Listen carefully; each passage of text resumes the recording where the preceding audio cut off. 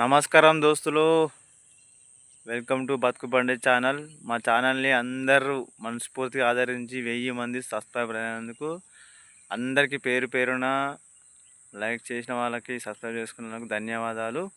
ఇలాగే మన ఛానల్ని ముందుకు తీసుకెళ్ళాలని మనస్ఫూర్తిగా కోరుకుంటూ, ఇగో వెనుక కనిపిస్తుంది నారు ఎతకొచ్చింది.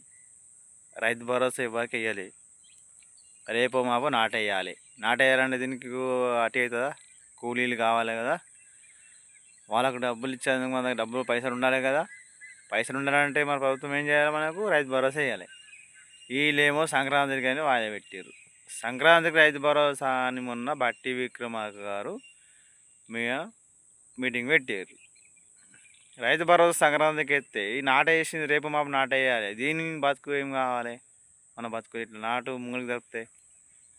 రైతు భరోసా మాకు ఖచ్చితంగా వేయండి సారు.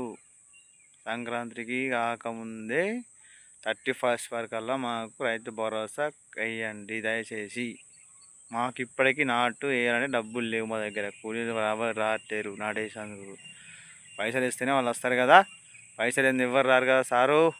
మా బాధ చూసి మీరు రైతు బంధు చేస్తారని త్వరగా అప్డేట్ చూద్దాం. మనం ఇప్పుడు బట్టి మిగ్ర గారు ఏమేమి చెప్పిర్రో మన వీడియో లాస్ట్ కలుసుకుందాం.